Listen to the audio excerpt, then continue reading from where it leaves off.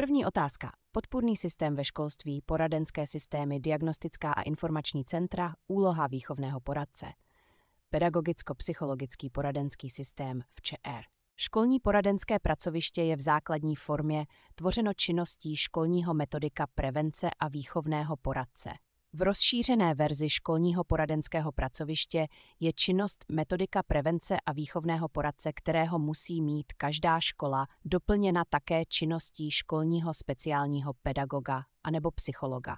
Poradenské systémy mají za úkol vytváření vhodných podmínek pro zdravý tělesný, psychický a sociální vývoj dětí a žáků, naplňování vzdělávacích potřeb, prevence výchovných a výukových problémů, vytváření podmínek pro integraci zdravotně postižených, profesní orientace, vytváření podmínek, forem a způsobů práce pro žáky příslušníky národnostních menšin, etnických skupin, žáky mimořádně nadané, rozvoj pedagogických pracovníků, zmírňování důsledků zdravotního postižení a prevence vzniku.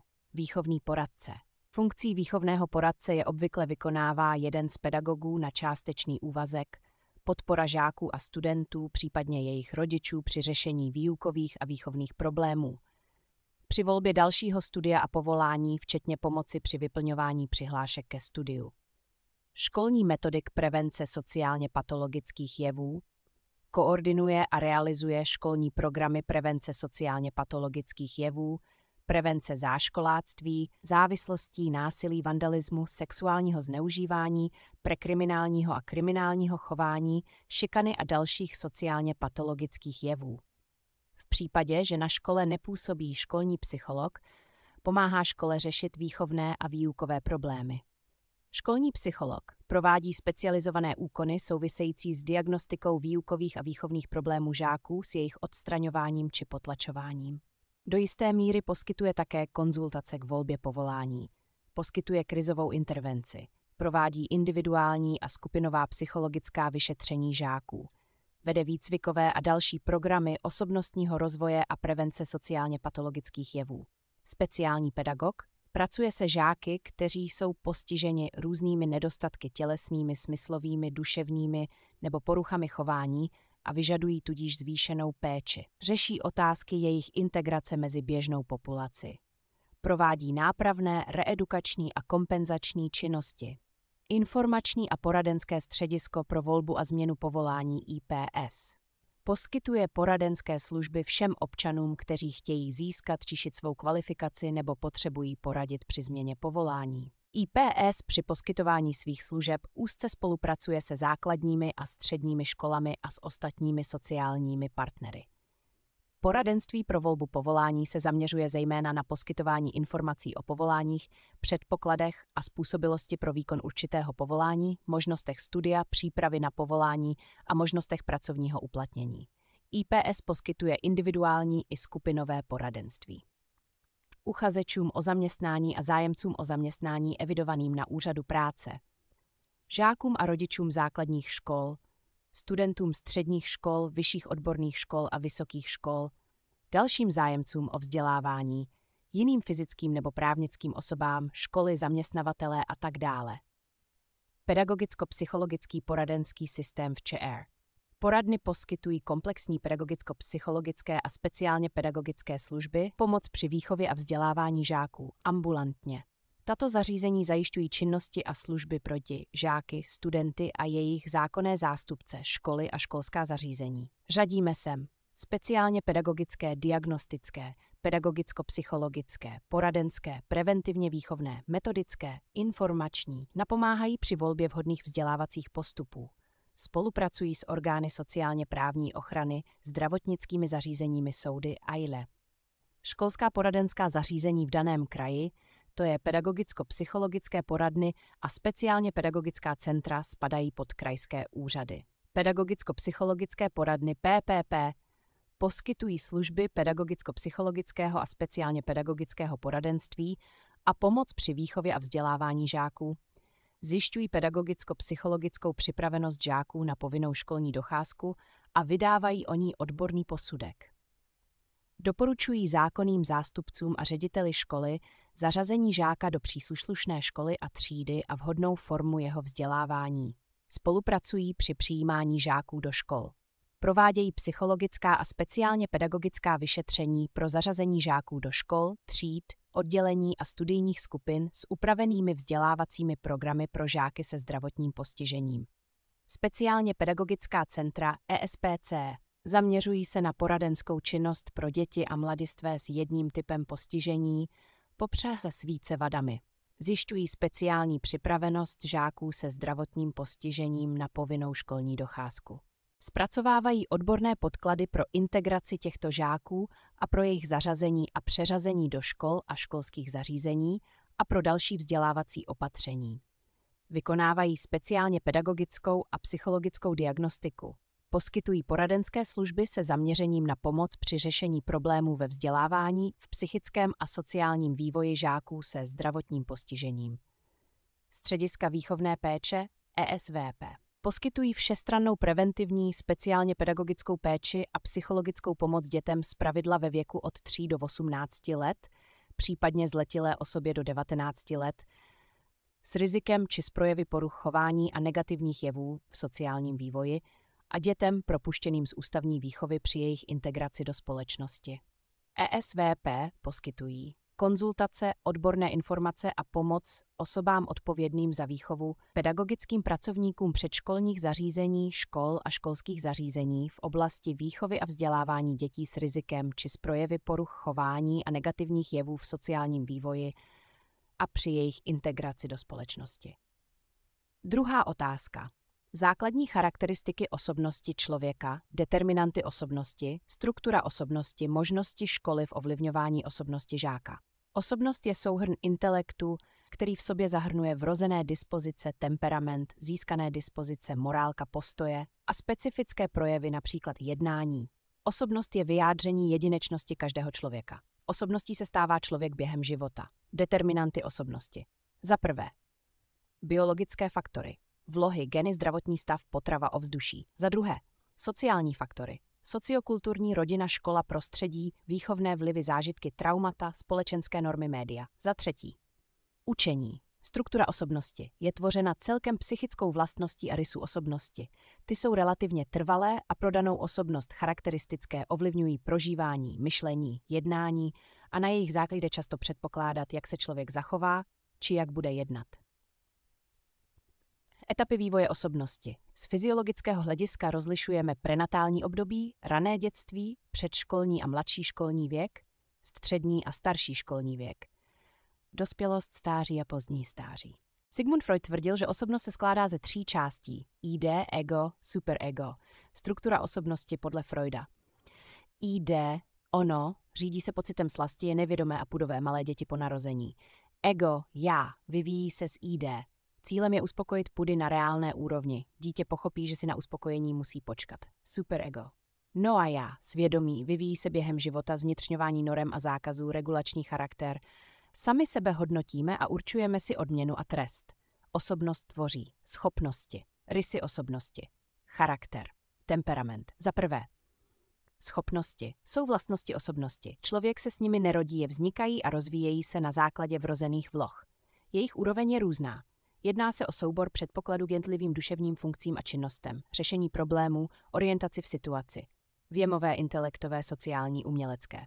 Za druhé, rysy osobnosti, povahové vlastnosti poměrně stálé, čestnost, pravdomluvnost, upřímnost. Za třetí, charakter není vrozený ani dědičný. Podílí se na chování a jednání jedince vůči ostatním lidem. Jeden z nejdůležitějších znaků charakteru je vztah člověka k sobě samému. Podle Kohlberga pochází charakter určitými stadii. Prekonvenční, dítě se chová bezohledně, poslechne kvůli odměně, v konvekčním se již řídí podle norem. Za čtvrté, temperament. Soubor vrozených vlastností, kterými se jedinec projevuje, reakce, chování, prozírání. Starořecký lékař Hippokrates rozdělil temperament do 4 skupin. Sangvinik, cholerik, melancholik a flegmatik. Možnosti školy v ovlivňování žáka, edukace, vzdělání, výchova. Kultivace, zušlechťování. Socializace. Třetí otázka. Proces socializace, jeho význam pro člověka a společnost. Úloha školy a rodiny v socializaci dítěte, rozdíly v rodinné a školní socializaci. Socializace je proces začleňování člověka do společnosti. Socializací dochází k proměnám, kam z novorozeněte se postupně stává kulturní bytost schopná fungovat ve složitém systému lidské společnosti. Je to celoživotní proces. Základní aspekty, znaky socializace, osvojení si mateřského jazyka a dalších forem komunikace, osvojení si základních kulturních návyků, slušné chování, stolování, účelné používání prostředků denní potřeby, vzdělávání, sociální role, orientace ve společenských normách. Člověk se socializuje a zároveň se individualizuje. Socializace má význam pro formování osobnosti člověka. Socializace v užším slova smyslu je pojímána jako osvojování si společenských rolí, schopnost přijmout a respektovat soubory očekávání a požadavků, které jsou na jedince kladeny. Interiorizace, zvnitřnění, osvojení a stotožnění se s normami, postoji, vzorci chování, pravidly. Enkulturace, přijímání kultury, do které jsem se narodil. Akulturace, přistěhovalci, neodmítají svou kulturu, ale přijmou i kulturu země, ve které žijí. Integrace, nejvyšší stupeň socializace, začlenění osob do většinové společnosti, pocit přijetí. Mechanismy socializace. Za prvé, socializace nápodobou, modely, vzory chování a jednání u dětí. Za druhé, socializace působením příkladů a vzorů, člověk, kterému se chci připodobnit. Za třetí, informováním a poučováním, nutné ve výchově. Za čtvrté, socializace způsobená očekáváním. Za páté, socializace získaná životními okolnostmi, v jakých žijeme poměrech, co nás formuje. Rozdíly mezi rodinou a školní socializací. Rodina. Primární, první, pokládá základy. Afektivní vztahy. Do středu vztahu klademe emoce. Absence pravidel. Pravidla jsou, ale snaha je obcházet jsou méně důležitá oproti afektivnímu vztahu. Individuální výjimečnost. Já. Škola. Sekundární navazující instrumentální vztahy vznikají za jiným účelem než vztahy v rodině. Neosobní pravidla. Dítě pravidla chce, díky dodržování pravidel se cítí součástí skupiny, umožňující mu cítit se bezpečně. Kolektivismus, součást kolektivu, pocit společenského mémí, je schopné alespoň na chvíli odkládat své osobní přání. Role dítěte v rodině vlastní, ve škole cizí. Identita vychovávajícího v rodině je osobní a ve škole profesní. Perspektiva výchovy v rodině je dlouhodobá a ve škole krátkodobá. Výchova v rodině je spontánní a ve škole závazná, kontrolovaná. V rámci rodiny probíhá socializace nezáměrná, která je uskutečňována mimochodem v rámci běžné interakce. Dítě odpozorovává chování rodičů a ty se stávají jeho vzorem. Záměrná socializace je cílená ve škole, ale i doma, kdy je dítě záměrně poučování o vhodném chování a platných společenských normách. Terciální socializace v dospělosti, interakce okolím nezáměrná. Čtvrtá otázka. Motivace ve škole. Vymezení pojmu motivace, potřeba, motiv, motivační konflikt. Druhy motivace uplatňující se ve školním učení. Motivace je hybná síla, jde o vnitřní sílu uspokojovat své potřeby. Motivy. Duševní projevy, pohnutky, které aktivizují lidské chování a vztahují se k naše potřeby. Motivy určují, každý motiv má svoje. Zaměření na aktivitu a její obsah, směr, cíl. Intenzitu, délku jejího trvání, trvalost. V motivaci působí vnější pobídky či impulsy, které podněcují člověka k aktivitě. Vnitřní podněty, které vedou k uspokojování potřeb. Potřeba, základní zdroj motivace. Jsou používány jako přání, touhy, puzení a vášně. Stav nedostatku vede ve jedince k činnosti. Dělíme je na potřeby biologické, primární, vrozené dýchání, příjem potravy, vyprazňování, spánek, pohyb, rozmnožování, bezpečí, potřeby sociální, kulturní, potřeba vzdělání, čtení knih, poslech hudby. Psychické, vztah člověka k člověku, potřeba radosti. Klasifikací potřeb se zabýval Abraham Maslow. Maslowova pyramida potřeb. Rozstřídil motivy, nazval je potřebami, byl přesvědčen, že uspokojení nižších potřeb je předpokladem toho, aby nastoupily vyšší potřeby. Klasifikoval potřeby do 5 hlavních kategorií, které jsou společné všem lidem. Za prvé, základní považoval fyziologické potřeby, potřeba kyslíku, vody, potravy, spánku, sexu. Za druhé, potřeba jistoty a bezpečí. Za třetí, sociální potřeby, potřeba lásky, přátelství, spolunáležitost. Za čtvrté, potřeba uznání, úcty, sebeúcty, být respektován druhými, touha po úspěchu, sebedůvěře, uznání a ocenění. Za páté, potřeba seberealizace, potřeba rozvíjet své schopnosti, dovednosti, stát se tím, čím se chci stát. Pyramida potřeb. Potřeby nižšího řádu jsou fyziologické potřeby, potrava, oděv, bydlení, sexuální potřeby. Dále potřeba jistoty a bezpečí, ochrana a stabilita materiálního prostředí a mezilidských vztahů, Do potřeb vyššího řádu patří společenské potřeby. Láska, náklonnost, přátelství, pocit příslušnosti k nějaké skupině. Dále máme potřeby uznání a ocenění. Respekt, sebeúcta, náklonnost, uznání, spokojenost s vlastní profesionalitou a pracomocí. Potřeba nejvyššího řádu je potřeba seberealizace. Formovat sebe sama, rozvíjet a využívat své schopnosti. Motivační konflikt, hovoříme o něm tehdy, pokud se jedinec musí rozhodovat mezi dvěma nebo více alternativami. Pokud je konflikt řešen bezprostředně, jde pouze o běžné životní situace. V některých situacích vznikají konflikty dlouhodobé nebo neřešitelné. Konflikt mezi dvěma plus a plus pozivními silami. Například žák usiluje o dobrý výkon, ale zároveň chce být členem party, která není studijně založená. Jedince lákají oba cíle, ale nelze se věnovat oběma. Konflikt mezi mínus a mínus. Musí se rozhodnout pro menší zlo, nerad se učím. Za A. Učím se a nebudu potrestaný. Za B. Neučím se, přijde trest. Konflikt mezi plus a mínus. Žák musí splnit nepříjemný úkol, ale za splnění dostane přitažlivou odměnu. Chci pohladit psa, ale bojím se, že mě ten zmetek pokouše. Druhy motivace uplatňující se ve školním prostředí. Školní prospěch, úspěch. Nezáleží pouze na inteligenci a kognitivních procesech a schopnostech, ale také na motivaci. Motivační proces při učení hraje důležitou roli. Učitel by měl být tím, kdo motivuje. Motivaci by měl přizpůsobit obsahu, cíli vyučování, ale také věku žáka. Motivaci můžeme dělit na vnitřní. Má velký vliv na školní úspěšnost a kvalitu učení. Žák se učí proto, že učení považuje za zdroj poznání. Učí se to, co ho zajímá. Tím dosahuje vnitřního uspokojení, vnější motivace. Žáci jsou motivováni k učení tím, že chtějí dosáhnout stanoveného cíle a po jeho splnění bude následovat odměna. Poznávací motivace je založena na potřebě poznávání. Tyto potřeby je u žáka mohou, ale nemusí plně rozvinout. Potřeba řešení problému. Pokud se podaří při vyučování tuto potřebu probudit, je žák vnitřně motivován. Výkonová motivace je zdrojem úspěšného výkonu ve škole. Je založena na dvou potřebách. Potřebě úspěšného výkonu a potřebě vyhnutí se neúspěchu. Rozvoj této potřeby umocňuje pozitivní hodnocení a povzbuzování od rodičů i pedagoga.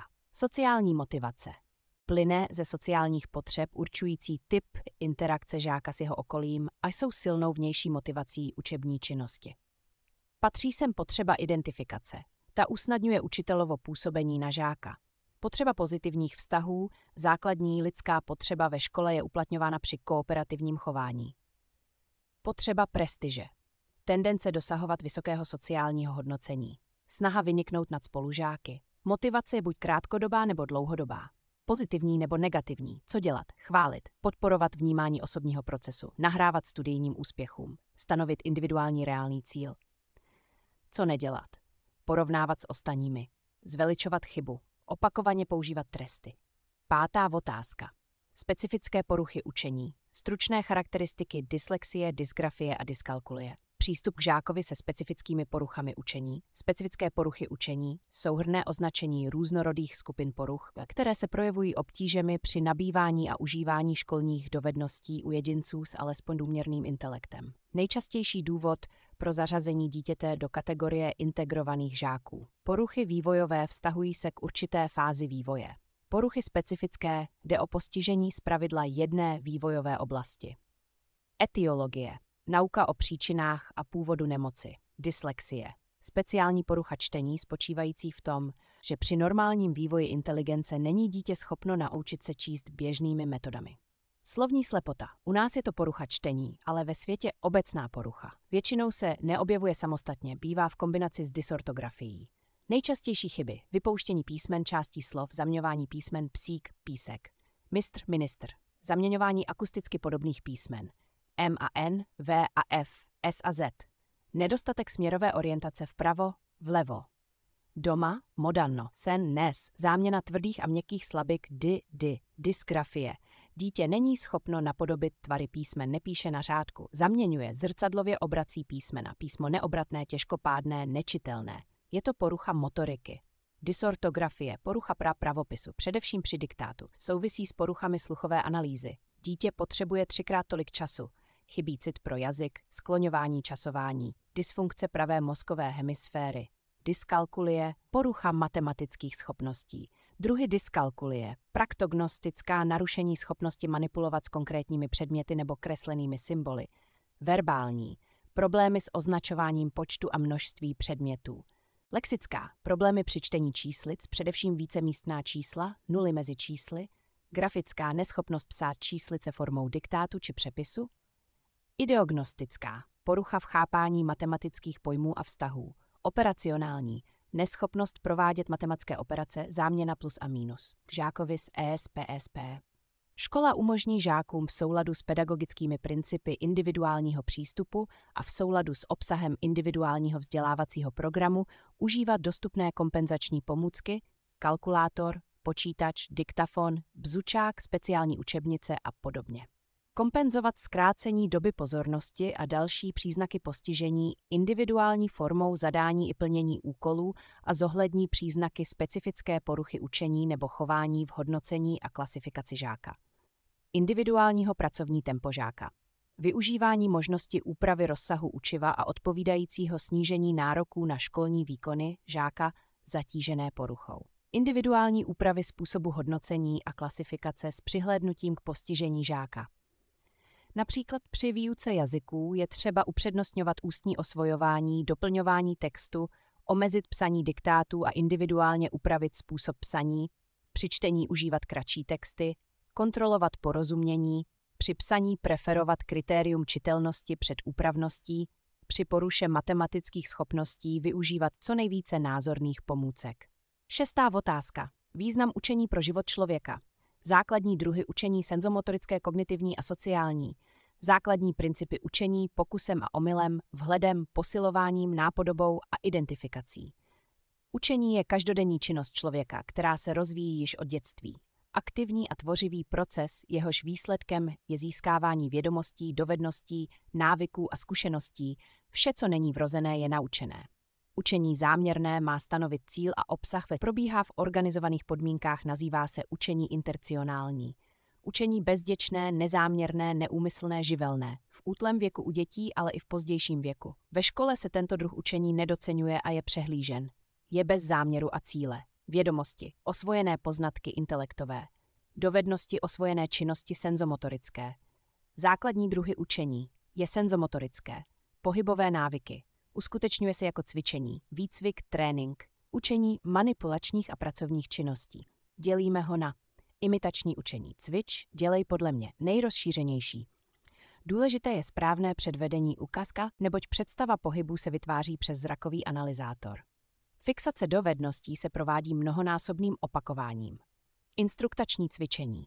Cvičení podle slovního návodu, instrukce.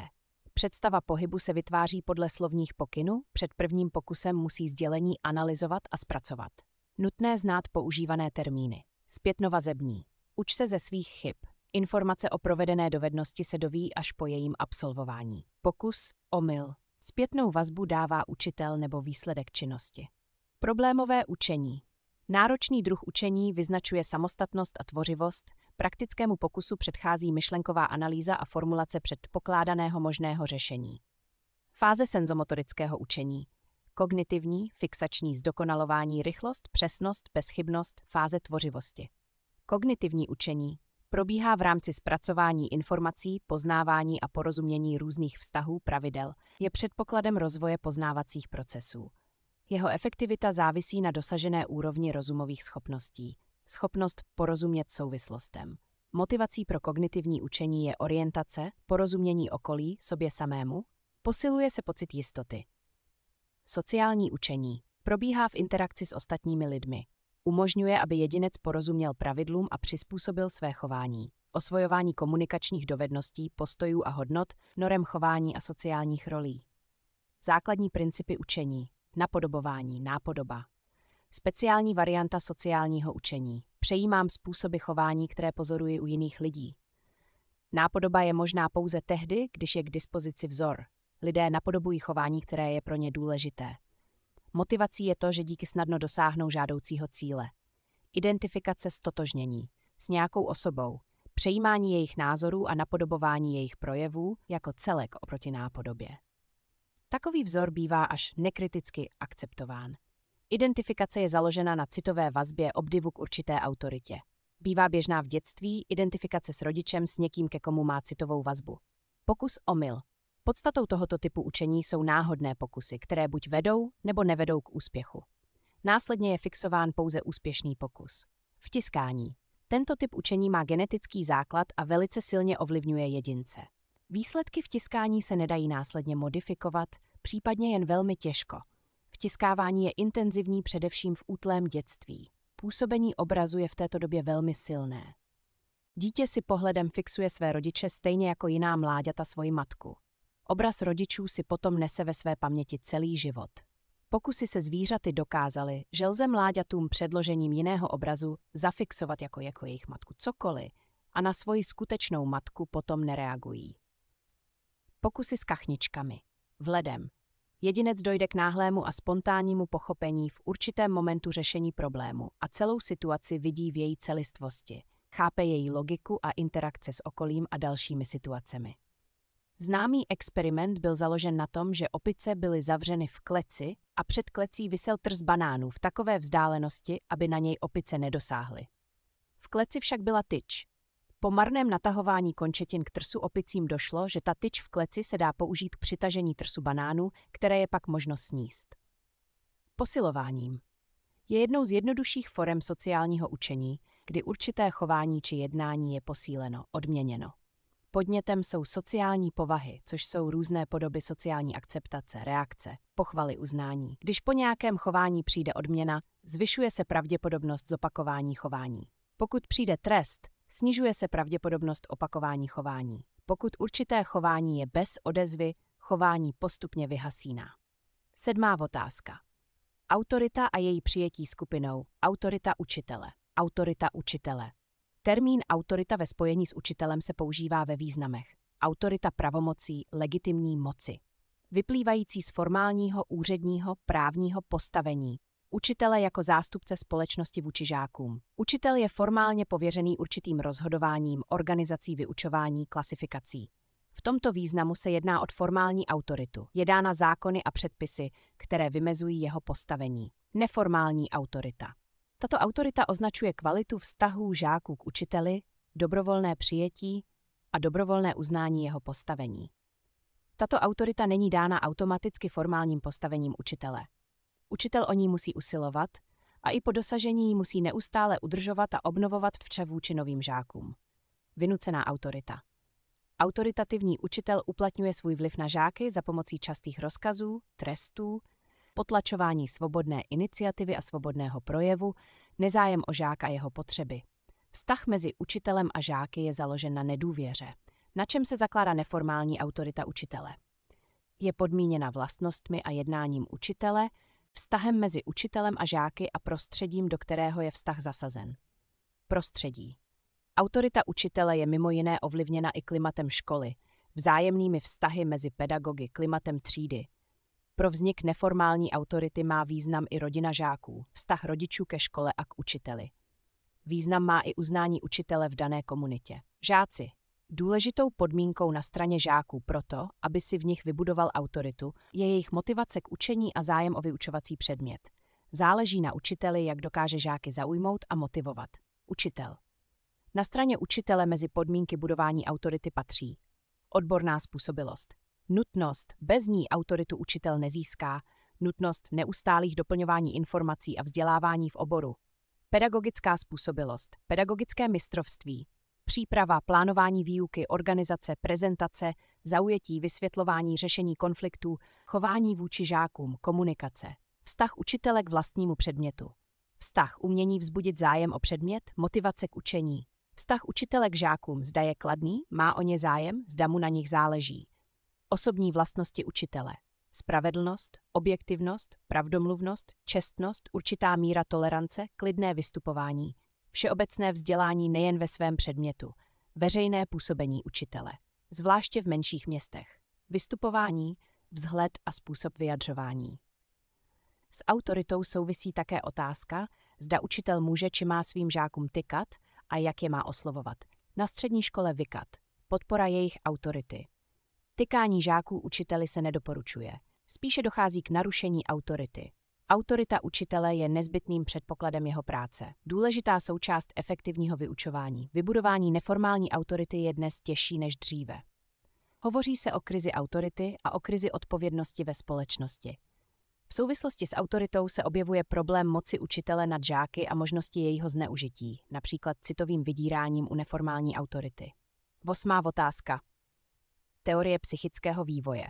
Citlivá, krizová a zlomová období ve vývoji, derivace a subderivace. Teorie psychického vývoje. Psychický vývoj zahrnuje vznik a postupný rozvoj psychických vlastností a procesů. Změny probíhají v kvalitě i kvantitě, směřují od jednoduchosti ke stále větší složitosti. Psychický vývoj neprobíhá plynule. Období s mnoha změnami se střídají s obdobím latence, klidu. Existují vývojové skoky a fáze stabilizace nově získaného. Člověk zejména v raném období prochází takzvaně krizovými, senzitivními fázemi vývoje.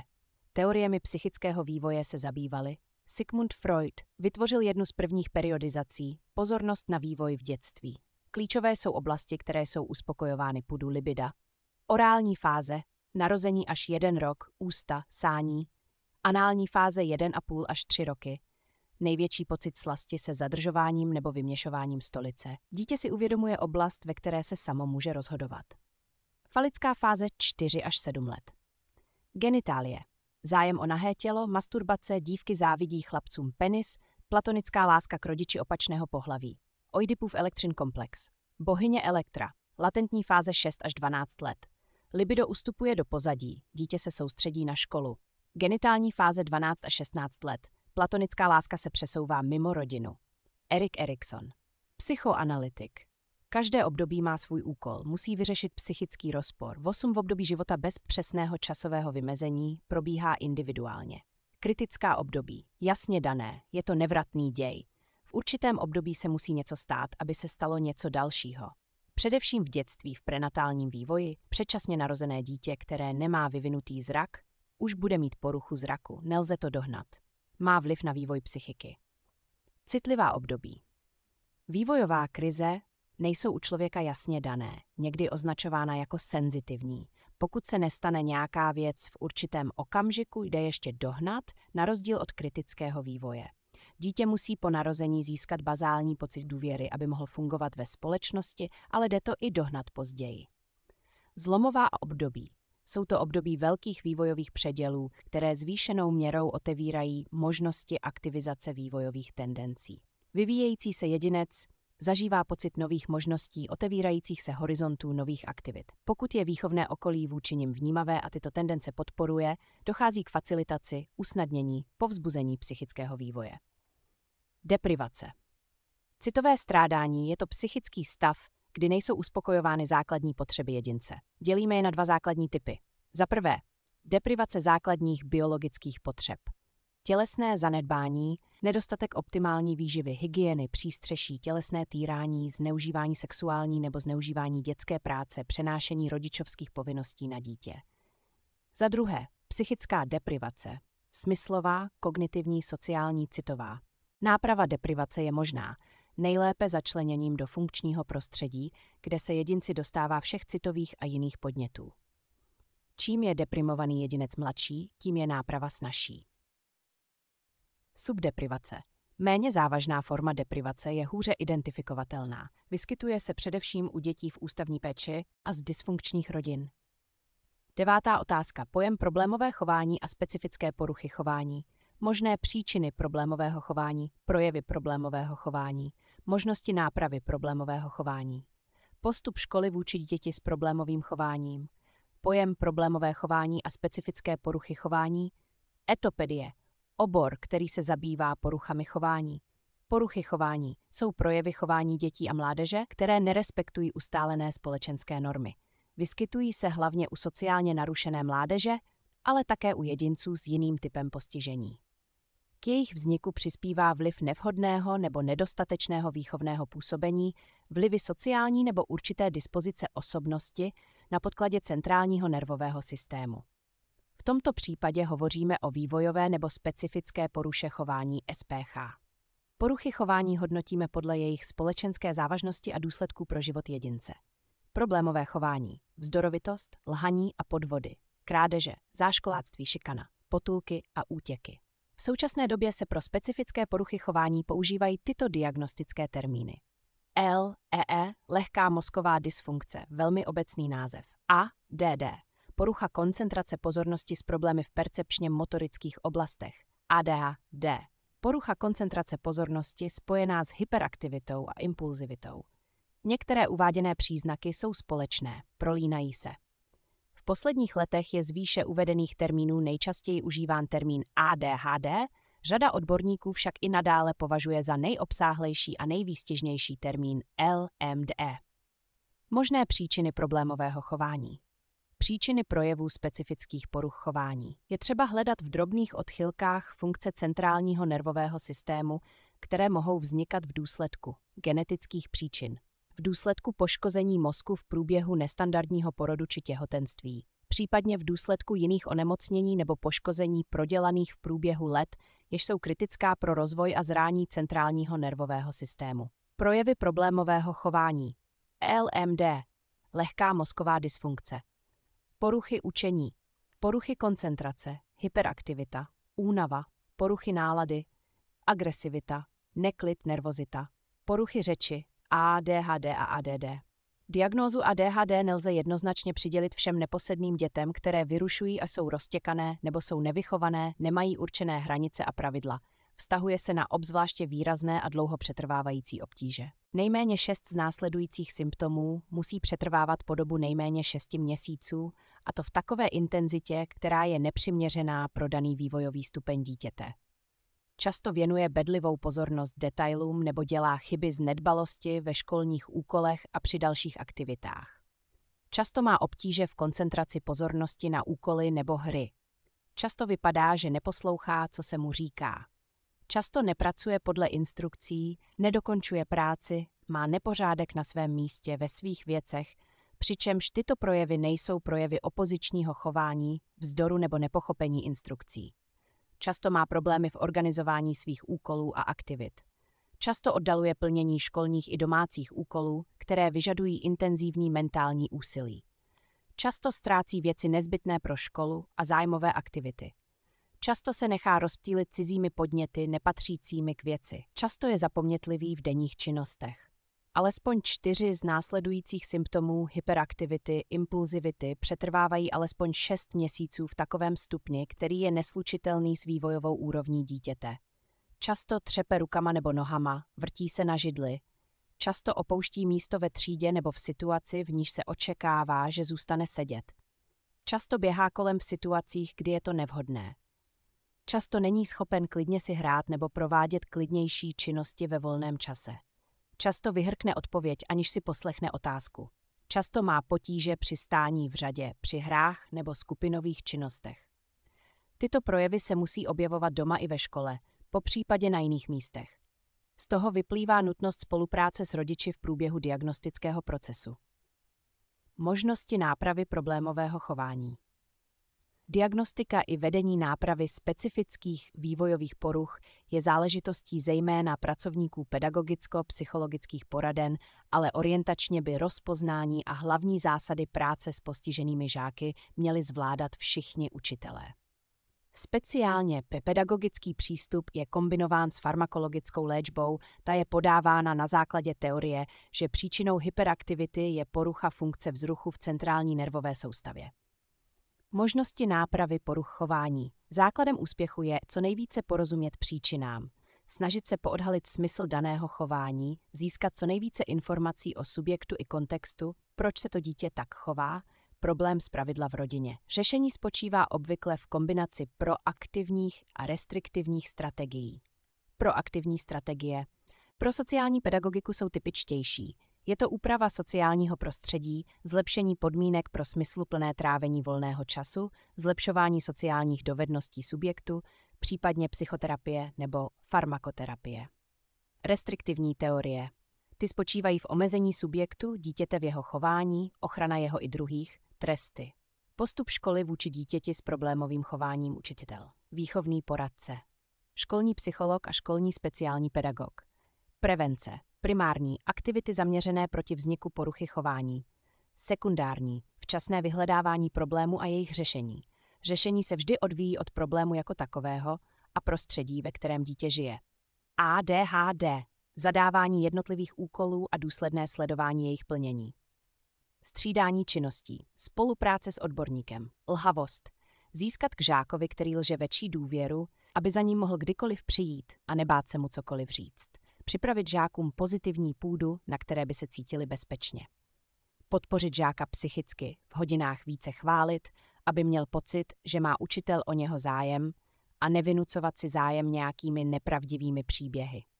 Učitel by měl vytvořit třídě příznivé prostředí, minimalizovat negativní vlivy, stát se součástí té třídy, nalezení důvěry všech žáků.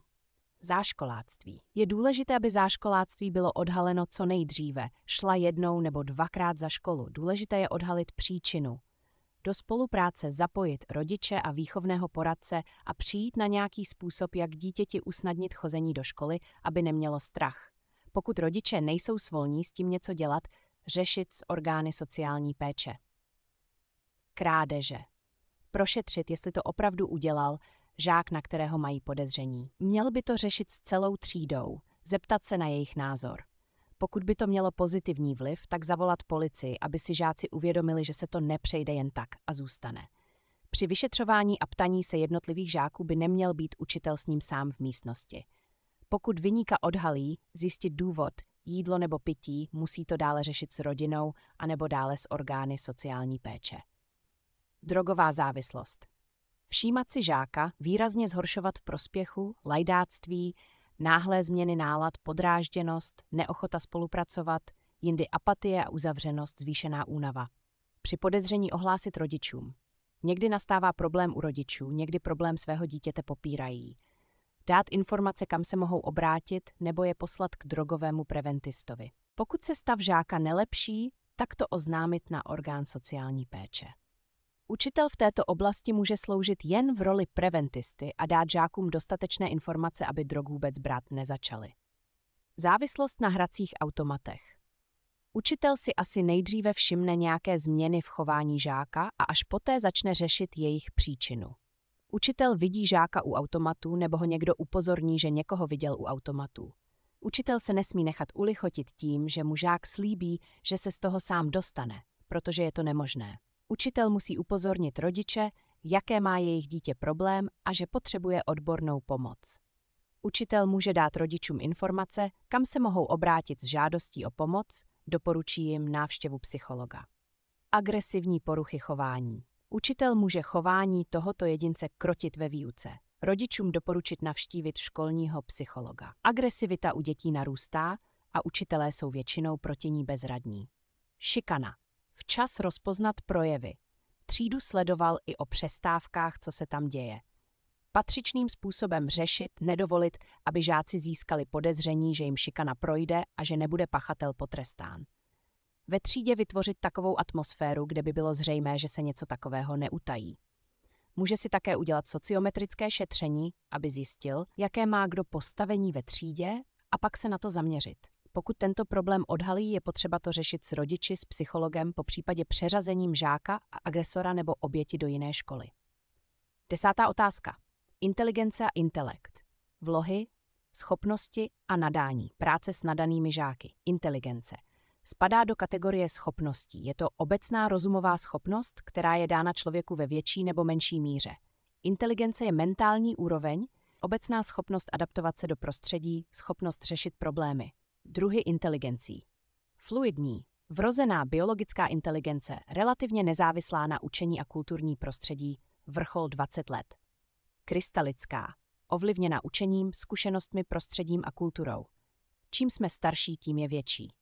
Další dělení inteligence. Za prvé, sociální inteligence, schopnost pohybovat se v sociálním prostředí, umět s lidmi jednat, umět předpovídat chování druhých, reagovat na podněty. Ukazatel sociální inteligence může být počet přátel, společenská funkce.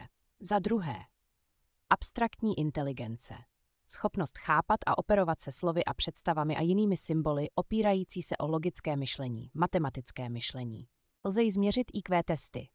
Za třetí, praktická inteligence. Schopnost řešit problémy každodenního života. Za páté, emoční inteligence. Není závislá na IQ a velmi podstatňuje úspěšnost jedince ve vztazích, schopnost uvědomit si sám sebe, vytrvalost, regulace nálad, empatie, optimismus. Rozložení inteligence v celkové populaci lze znázornit pomocí Gaussovy křivky. Vrcholem je IQ 100, největší zastoupení v populaci. Intelekt. Souhrn znalostí a zkušeností. Schopnost těchto znalostí využít pomocí logického myšlení.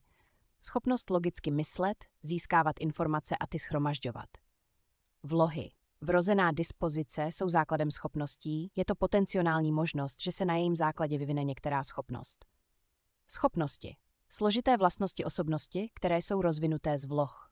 Schopnosti dělíme podle typů činností, ve kterých se uplatňují na smyslové, zrakové, sluchové, chuťové, čichové, hmatové, psychomotorické. Využíváme při sportovních, pohybových či tanečních aktivitách potřebné nejen u sportovců, ale i chirurgů uměleckých řemesel. Umělecké, smyslové plus psychomotorické plus speciální nadání pro danou činnost. Rozumové inteligence, nadání, mimořádně vyvinuté vlohy nebo soubory vloh, které umožňují jedinci podávat výjimečný výkon, aby mohl jedinec nadání realizovat, musí si nadále osvojit potřebné znalosti a dovednosti a dostat prostor k realizaci. Nadaní žáci a práce s nimi. Mezi charakteristické rysy a projevy nadaných dětí patří například rané čtenářství, bohatá slovní zásoba, dobré vyjadřovací schopnosti, výborná paměť, zvídavost, schopnost řešit problémy, perfekcionalismus, vysoká sebekritičnost, dlouhodobé soustředění, vytrvalost, dvojí výjimečnost, mimořádné nadání plus další diagnostika, Aspergerův syndrom, tělesné postižení, SPU nebo chování. Mezi nejčastěji používané modely vzdělávání nadaných dětí patří akcelerace vzdělávání, forma úpravy vzdělávání nadaných žáků založenou na zrychlení tempa při předávání nových informací a zvládání nových dovedností. Může přeskočit některé ročníky, případně zahájit školní docházku dříve. Obohacování osnov. Dítě zůstává ve třídě, ale probírá značně rozšířenou látku. Prohlubování znalostí žák je veden k dalšímu samostatnému poznávání, zkoumání, speciální třídy, pro nadané žáky, speciální učebnice a materiály, práce s nadanými žáky, individuální vzdělávací plány, návrhy jednotlivých učitelů zpracuje a bude mít k dispozici třídní učitel. Doplnění, rozšíření a prohloubení vzdělávacího obsahu v rámci jednotlivých předmětů. Zadávání specifických úkolů, podpora kreativity, zapojení do samostatných a rozsáhlejších prací a projektů, SWOT, studentská, vědecká a odborná činnost, vlastní projekty, posun od řešení problémů k vyhledávání problémů. Účast v soutěžích či olympiádách na krajské popřípadě mezinárodní úrovni. Účast ve výuce některých předmětů se staršími žáky. Základní způsoby vzdělávání nadaných žáků. Akcelerace vzdělávání umožňuje žákovi postupovat vzdělávacím systémem rychleji. Úspěšnost závisí na flexibilitě vzdělávacího systému, na počtu akcelerovaných žáků v rámci školy, na dosažené celkové zralosti žáka a na emoční podpoře učitele. Obohacování učiva. Jedna ze základních možností vzdělávání nadaných žáků. Seskupování žáků. Vytváření skupin nadaných žáků podle jejich schopností, výkonů, zájmů a motivace. Vždy je nutné respektovat soulad mezi osnovami, obsahem a charakteristikou nadaného žáka. 11. otázka. Vývoj vnímání a myšlení.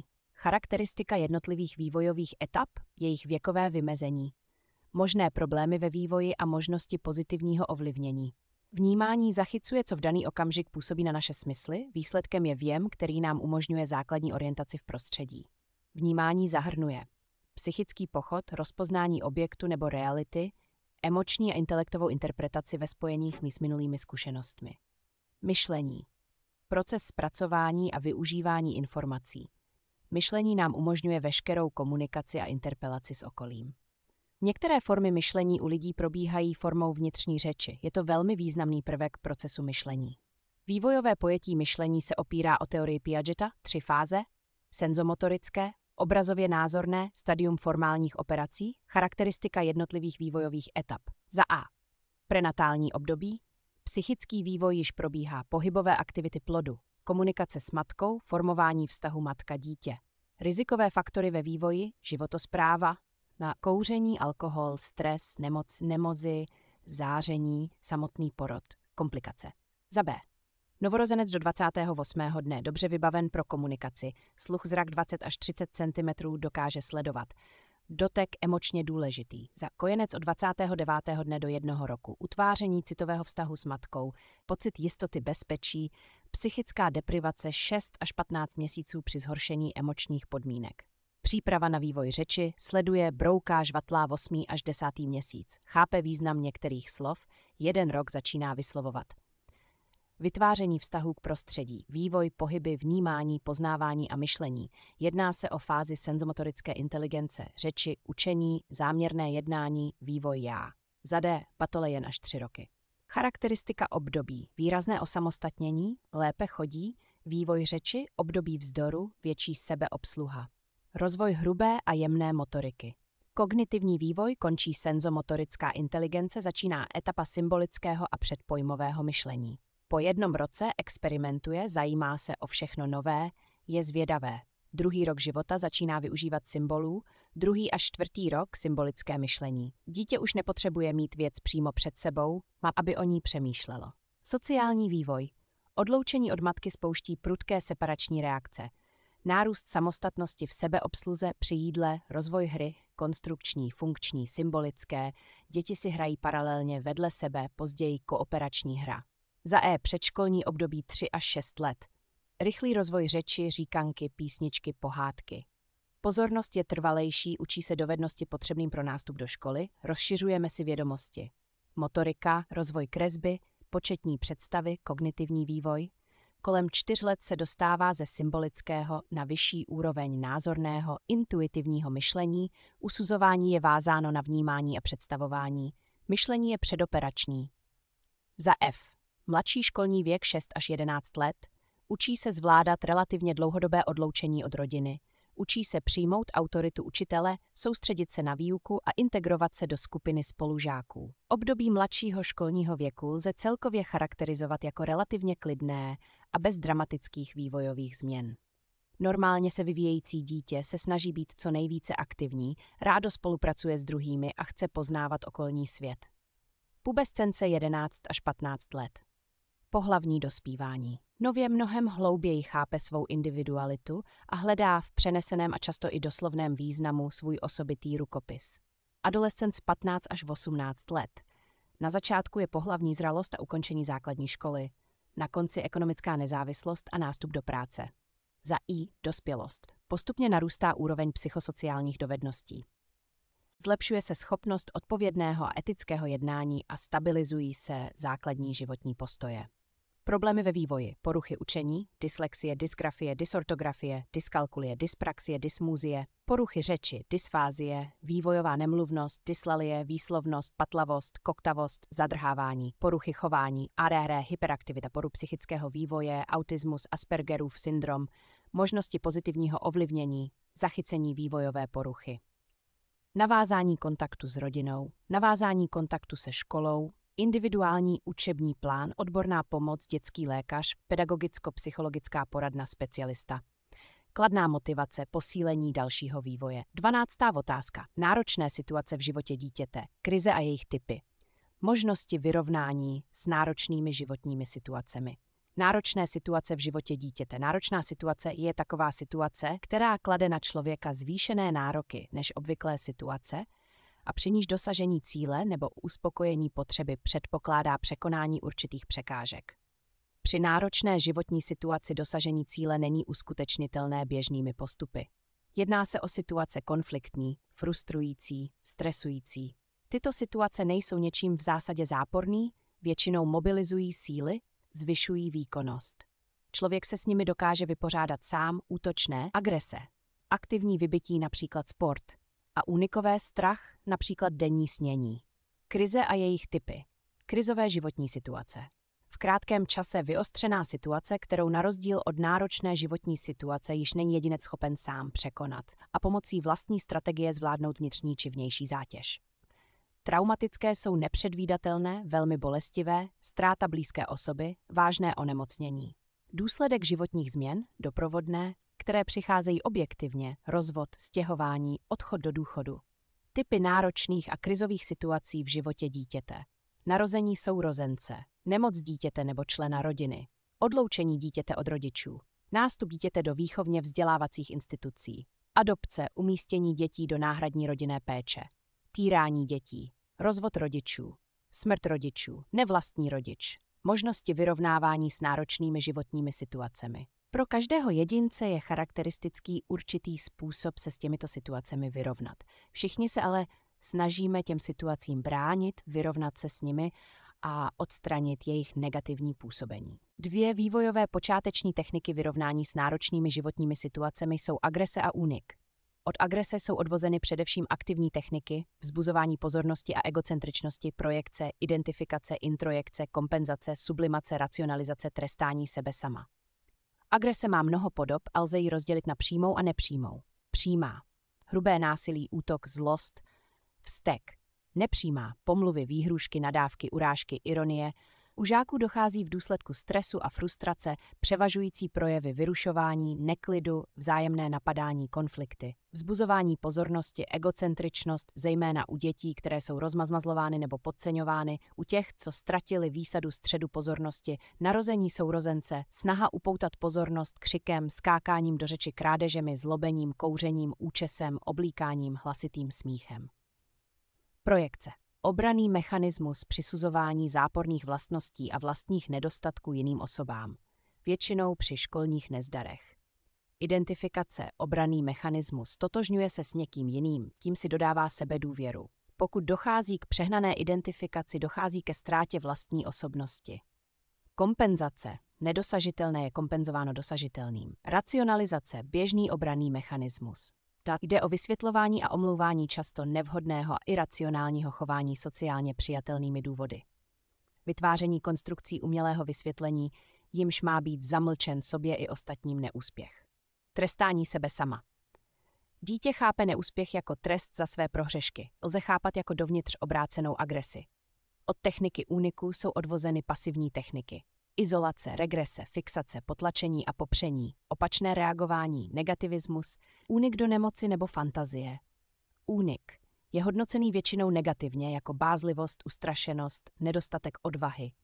Psychický únik představuje takové aktivity, pomocí kterých ze svého vědomí odstraňujeme, vytěsňujeme nebo popíráme to, co je pro nás nepříjemné a s čím si neumíme poradit. Co nás ohrožuje? Izolace. Osamocení, odloučení, samota, vtažení do sebe z obavy z neúspěchu často volí lidé při silné psychické zátěži, kterou nedokážou vyřešit. Čím obtížnější, tím větší uzavřenost. Regrese. Návrat k ranějším a méně zralým způsobům chování nebo reakcím.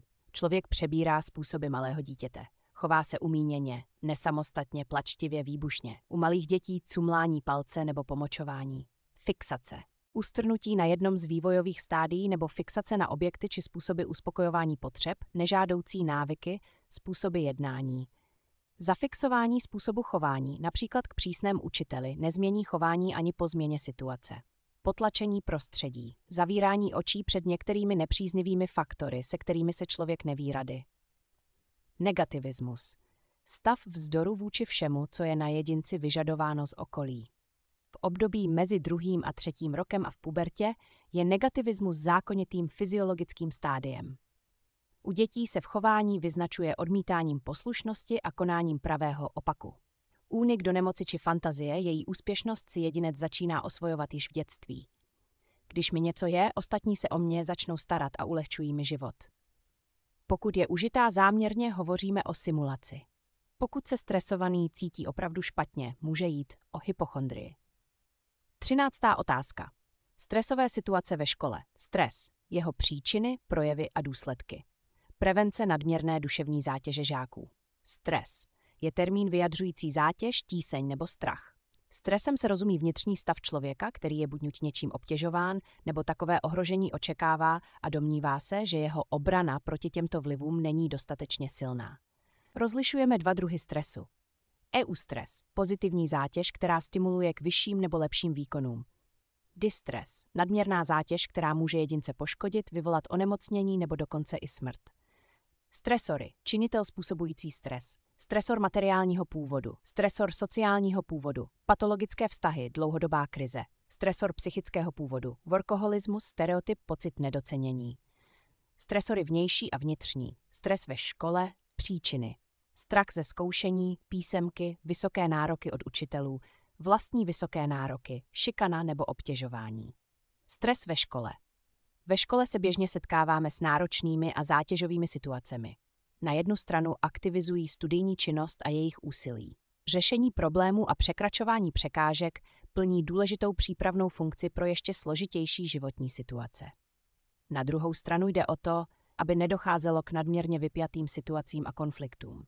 Projevy stresu. Fyziologické příznaky. Pušení srdce, bolest sevření na hrudi, nechutenství, bolest břicha, průjem, časté nucení k močení, svalové napětí, pocení, zrychlený dech, zvyšování hladiny cukru v krvi.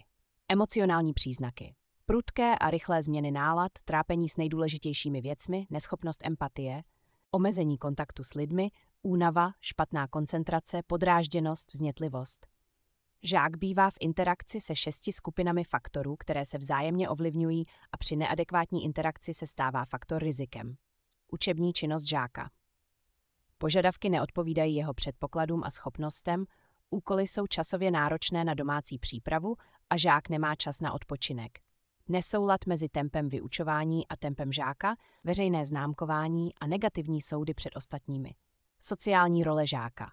Podněcování k přehnané ctižádosti, soutěživosti a snahy vniknout ze strany rodičů. Ponižující zásahy ze strany školy. Nadměrné zdůrazňování žákovi odpovědnosti za výsledek, kvalitu práce. Potřeba rozvoje a životní cíle. Vztah rodina a škola. Přesouvání vyučovacích povinností učitele na rodiče a domácí přípravu žáků. Ctižádostivé a neurotické postoje rodičů k povinnostem. Vysoké ambice na své dítě. Tresty za špatné známky. Škola a její představitelé. Ředitel dávající najevo svou moc, ukládání hromadných trestů. Vztah k učitelům a spolužákům. Neoblíbenost, neúcta ke spolužákům, šikanování, neurotický učitel, žák trpí jeho chováním. Vždy platí, čím mladší žák, tím více potřebuje pomoc ze strany dospělých. Všechny potíže lze řešit úpravou podmínek, zmenšením nebo odstraněním zátěže. Zaměřit se na žáka a posilovat vlastnosti a způsoby chování, které by mu při školní stresu pomohly. 14. otázka. Postoje, předsudky a stereotypy. Složky postoje, utváření a změny postojů. Pojem předsudek a stereotyp, jejich vliv na komunikaci učitele a žáků, rodičů a tak dále. Postoj. Je tendence chovat se určitým způsobem vůči objektům, jevům a situacím. Tendence vnímat a hodnotit určitý sociální objekt stabilním způsobem. Vyjadřuje osobní prožívání, hodnocení osob, věcí, jevů, ideí. Slouží ke snadnější orientaci ve světě. Umožňují kategorizovat informace a dát jim význam. Vytvářejí se sociálním učením na základě zkušeností. Složky postoje. Za prvé, kognitivní složka. Názory a myšlenky osoby o předmětu postoje. Za druhé, citová složka. Cit osoby k předmětu postoje, emoce, emocionální reakce. Za třetí, konativní složka behaviorální. Sklon k jednání či chování ve vztahu k předmětu postoje. Tendence reagovat určitým způsobem. Změny postojů. K tomu, abychom změnili postoj, se nás obvykle někdo snaží přesvědčit. Poskytuje nám informace, které mají k této změně dopomoci. Toto přesvědčování může být verbální nebo implicitní. Tento druhý způsob je využíván hlavně v reklamě. Je všude kolem nás, takže si ani neuvědomujeme, že jsme neustále k něčemu přesvědčováni. Na čem závisí změna postoje? Od koho informace pocházejí, co obsahují, jak jsou informace podány a komu je informace určena. Předsudky. Jsou speciální kategorií postojů. Jsou postoje, v nichž převládá iracionální složka, která je negativně akcentována. Jsou často historicky podmíněné, například proti rasám, třídám a podobně. Je pro ně typické, že jejich iracionální základ se přebírá bez kritického rozboru. Často vznikají neoprávněnou generalizací. Například jedné negativní zkušenosti, jedna špatná zkušenost s Romy vede k negativnímu postoji k Rómům vůbec. Součástí předsudků jsou stereotypy. Stereotypy spolu s předsudky jsou zvláštními druhy postojů. Jsou to zafixované, zjednodušené a zkreslené názory, obvykle na určitou specificky vymezenou skupinu lidí. Bývají přejímány prostřednictvím sociálního učení od ostatních lidí. Vedou k různým diskriminačním projevům. Utváření postojů, osvojování, hraje zde velkou roli sociální identifikace. Dále se na nich podílí operativní a zástupné podmiňování, učení prostřednictvím odměn a trestů nebo pozorování, odměňování a trestání. Postojům se učíme na základě získávání informací týkající se určitého objektu. Nejdříve si na daný objekt utváříme vlastní názor a posléze získáváme další informace, které nám dopomáhají k hodnocení. Při utváření postojů hraje roli zda hodnocení vlastní skupiny a podhodnocení cizí skupiny.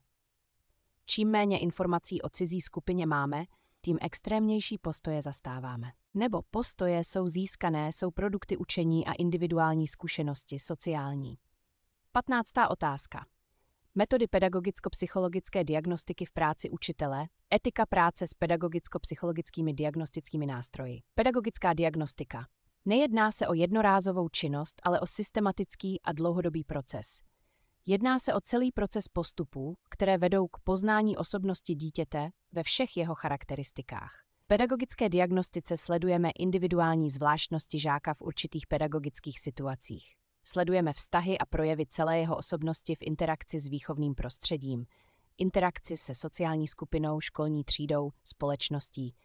Její výsledky pomáhají žákovi i učiteli hledat optimální cesty výchovy a vzdělávání. Učitel. V pedagogické diagnostice vystupuje jako zprostředkovatel procesu, ale také jako objekt zkoumání, jeho profesní kvalitu a způsoby jeho interakce s žákem. Diagnostika dává učiteli do ruky nástroje, které optimalizují jeho působení a individualizaci přístupu k žákům. Předmět zkoumání, jednotlivec, třída, výchovná skupina, učitelé či kompletně celá vzdělávací instituce. Jedná se psychologickou disciplínu a tudíž patří do rukou psychologa.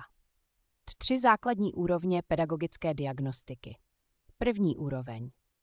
Přirozená diagnostika na elementární úrovni. Jde o sociální percepci vnímání druhých osob, která směřuje k rozpoznávání určitých jevů a citlivosti, určité reakce, zvýšení diagnostického zájmu o problém. Chyby při sociální percepci žáka, halo efekt, vlivy sympatie, antipatie, předsudky, stereotypizace, analogie.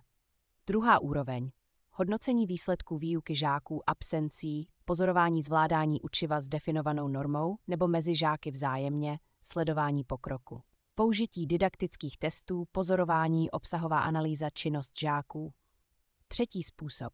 Autodiagnostika učitele, zhodnocení své odpovědnosti, svou výukovou činnost, uvědomit si možný rozvoj, korekce, identifikovat problémy v komunikaci.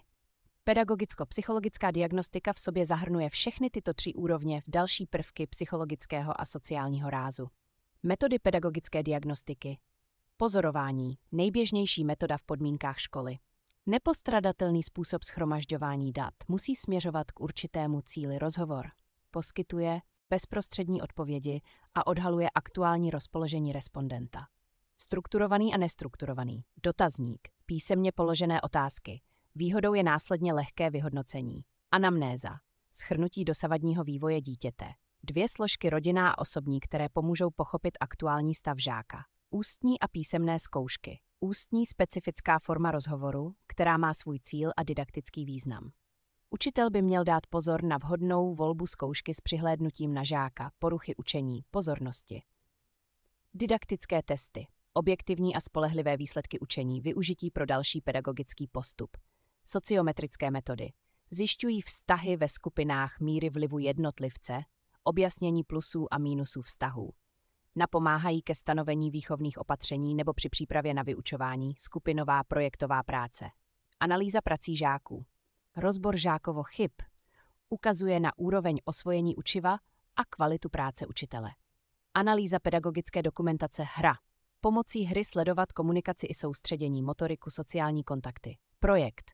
Sledování komunikační úrovně žáků a kompetence k řešení problémů sociální a personální. Portfolio. Soubor různorodých prací žáka. Odraz jeho osobnosti, nápomoc k tomu, čemu dává žák přednost, jaký preferuje učební styl. Při pedagogicko-psychologické diagnostice platí 3 E. Etika. Etika je soubor morálních zásad, pravidel a hodnot. Estetika. Celé vyšetření má být pro klienta příjemné, informovanost. Efektivnost. Užitečnost, zpětná kontrola, jestli jsme pro klienta stále ještě užiteční. Pro kvalitní poradenskou práci je třeba dodržovat následující základní pravidla. Každý žák bez ohledu na druh a míru vady má právo na respekt a důstojnost jako lidská bytost. Každý žák má právo na vlastní vývoj s respektováním individuality, jeho osobnosti a záměru zákonných zástupců. Každý žák nebo jeho zákonní zástupci mají právo na určení cílových položek vzdělávání dle vlastních představ a rozhodnutí. Pedagogická profesní etika je soubor etických požadavků kladených na pedagogy v souvislosti se specifikou pedagogických a didaktických činností, které se odehrávají v interakci učitele a žáka. Požadavky pedagogické etiky mohou být přímo formulované nebo jen implicitní, předpokládané, očekávané. Základem etického chování pedagogické etiky člověka je uznávání určitých hodnot a zaujímání postojů a jednání podle nich. V rámci současné školy jsou aktuální hodnoty. Obecně lidské, občanské, multikulturní, environmentální, sociální. K těmto hodnotám má učitel vést žáky. Proto je třeba, aby si svůj systém hodnot sám uvědomil a utřídil. Etika v běžných profesních činnostech učitele. Ve vztahu k žákovi se učitel snaží vycházet z přesvědčení, že žák je osobnost zasluhující úctu a slušné chování. Nevystavuje žáka ironii a zesměšňování. Při výchovných krocích staví na žákových kladných charakterových rysech. Věří ve schopnosti žáků a v jejich snahu. Snaží se být objektivní a spravedlivý. Pomáhá žákům v učení a v řešení jejich problémů. Chová se zodpovědně. Komunikuje se žáky taktně a otevřeně. Vyučující se musí vyhnout každé činnosti, poškozující fyzickou, psychickou a sociální seberealizaci a pohodu žáků, dotýkající se jejich lidské důstojnosti, narušující jejich důvěru ve smysluplnost vlastní existence, zpochybňující smysluplnost existence světa a lidského snažení, ohrožující zdraví a životy. Další etické kvality učitele. Vztah k žákům.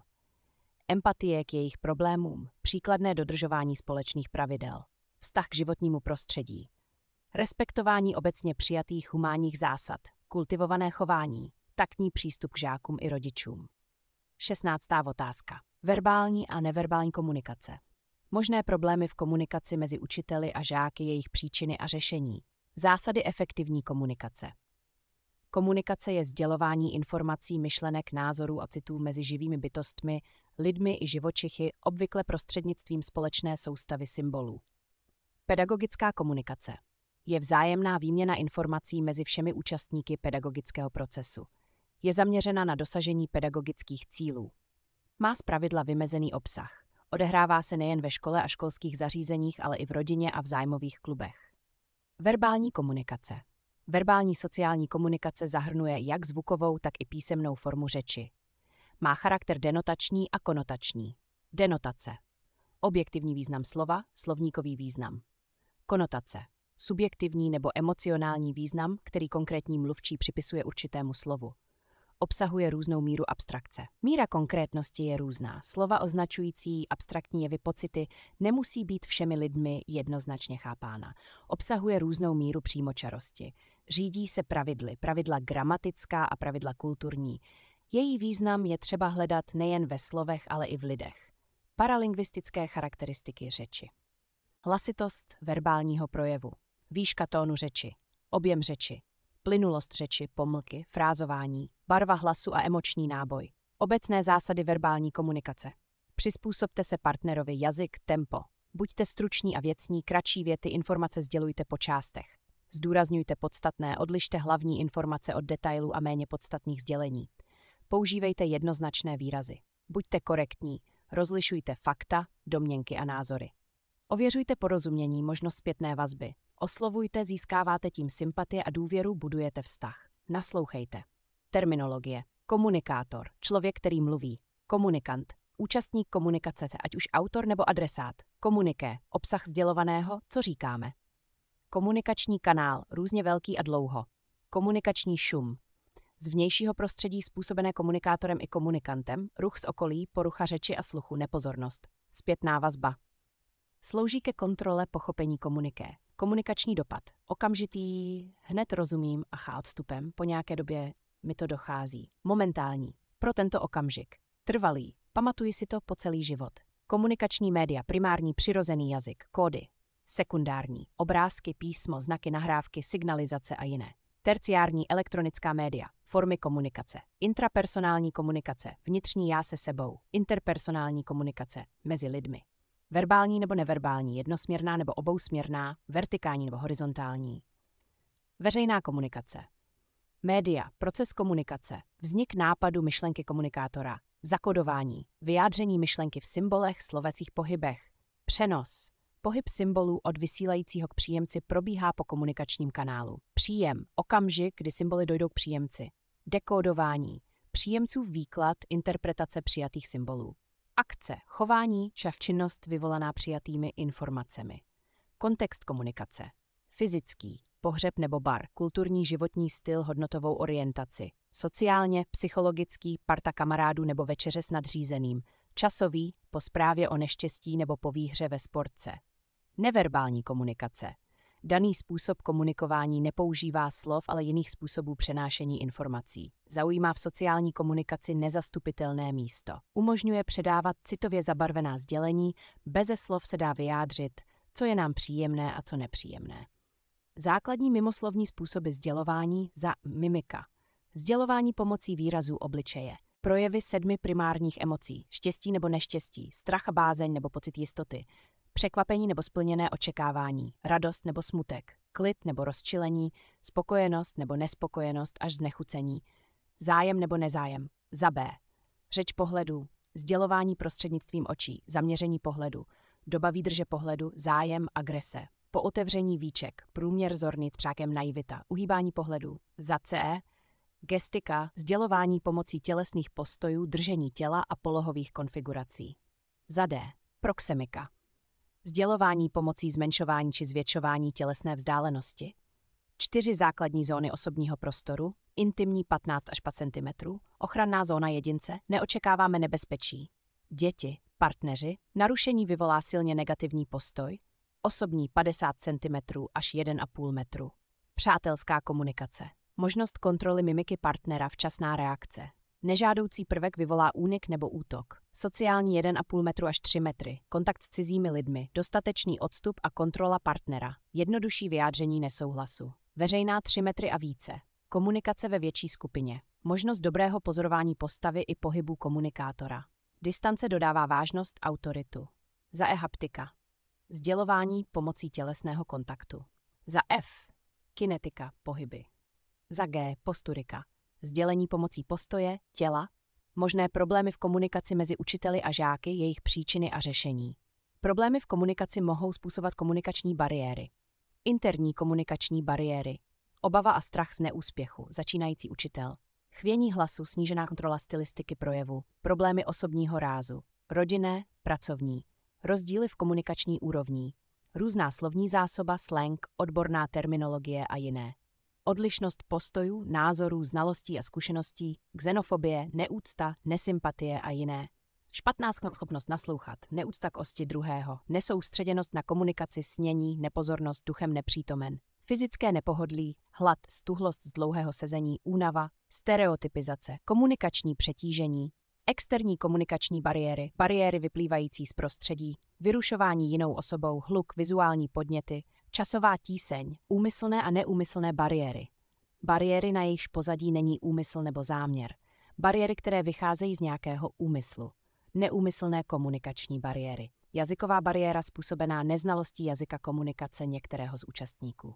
Narušení komunikačních schopností, narušený vývoj řeči, poruchy zvuku řeči, poruchy hlasu, dyslalie, afázie, mutismus, autismus, koktavost, úmyslné komunikační bariéry, manipulativní postupy, komunikační triky, zásady efektivní komunikace, podoby pedagogické komunikace, detailně připravená, promyšlená předem a detailně připravený obsah a průběh komunikace v reálné podobě, tak jak učitel naplánoval. Připravená rámcově. Na základě zkušenosti s opakujícími se pedagogickými situacemi je schopen předvídat vývoj komunikace.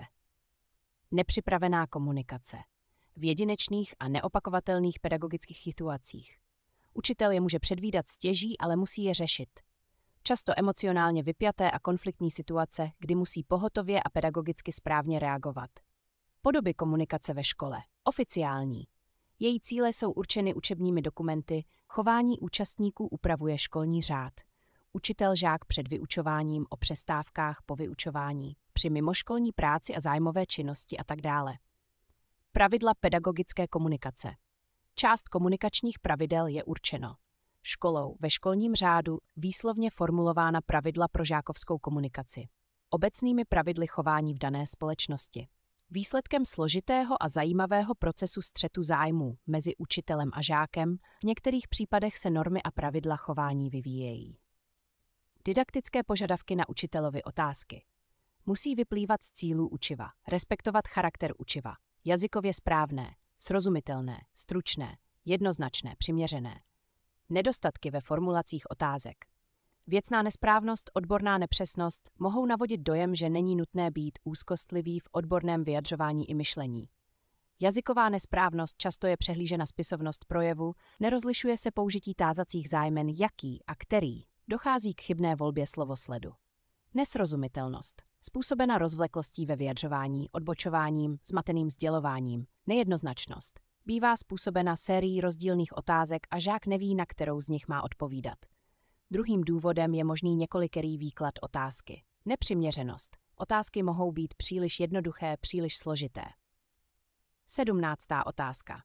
Charakteristiky sociální skupiny, třídění skupin podle hlavních kritérií, sociální dynamika, sociální struktura ve skupině. Charakteristiky sociální skupiny. Sociální skupina je základní společenskou jednotkou, v němž jsou vztahy mezi členy strukturovány podle určitých pravidel. Dva a více lidí, kteří jsou ve vzájemných dlouhodobých interakcích, sdílejí společné cíle, uvědomují si sebe jako skupinu. Je přirozené prostředí pro socializaci. Znaky sociálních skupin, dlouhodobé vztahy, společné cíle a aktivity, systém rolí a pozic, systém sociální kontroly, pocit my, význam sociálních skupin. Skupiny jako přirozené prostředí pro socializaci. Funkce sociálních skupin. Proč je člověk členem sociálních skupin? Potřeba někam patřit, uspokojování psychických potřeb, budování osobní a sociální identity. S kým jsem, jak se vidím. Získávání informací, ve skupinách se učemu možnému společné dosahování cílů. Cíl je například užít si s kamarády odpoledne. Je to cíl všech. Třídění skupin podle hlavních kritérií. Podle způsobu vzniku. Formální skupina. Definovaný cíl, určené vazby, účelové chování. Neformální skupina. Spontánní, však významná je osobnost členů, podle velikosti. Malá skupina, interpersonální vazby, vztahy mezi všemi členy do 10 lidí. Velká skupina. Vztahy zprostředkované, zdůraznění pozic a rolí. Podle významu vztahu, psychické potřeby. Primární skupina. Vztahy jsou pro členy hodnotou, výrazně motivují chování a změnu chování. Sekundární skupina. Význam má skupina, nikoli vztahy mezi členy, podle identifikace se skupinou. Členská skupina. Jedinec je jejím členem, znám ostatní členy, hodnocení takové skupiny bývá kladné. Opakem je skupina nečlenská, neznám členy. Referenční skupina. Jedinec není jejím členem, ale přál by si být. Podle trvání. Dočasná skupina, vytvářená jen na určitý čas, například pracovní tým. Stálá skupina. U této skupiny není aktuálním problémem ukončení její činnosti, například pracovní skupina. Trvalá skupina. Je vytvářena bez záměru jejího ukončení, například rodina. Podle zařazování a uvolňování. Otevřená skupina neklade překážky přijímání nových členů a uvolňování stávajících. S podmíněným přístupem. Jsou stanoveny podmínky členství a členové jsou vybíráni. Uvolňování členů není samozřejmé, ale nemožné. Uzavřená skupina. Brání se přijímání nových členů a brání se uvolňovat stávající. Sociální dynamika, sociální struktura ve skupině. Dynamika je to způsob, jakým dochází k jejímu rozvoji a proměně. Všechny procesy, které probíhají uvnitř skupiny a mezi skupinami. Je to chování lidí, to, co tu skupinu rozhýbá. Hlavní procesy. Spolupráce. Přináší členům uspokojení ze společné činnosti a zároveň i pozitivní prožitek přijetí ostatními. Soutěživost. Vychází z potřeby dosažení sociálního uznání a prestiže. Struktura. Systém pozic a rolí ve skupině, jejich obsazení konkrétními členy. Postavení člena v sociální skupině nazýváme sociální pozicí. Sociální pozice jsou uspořádány hierarchicky, úrovně souřadné, nadřazené, podřadné. Sociální pozice je určována především významem každého člena pro ostatní a pro skupinu jako celek. Nejvyšší sociální pozici nazýváme sociální špičkou, vůdce skupiny.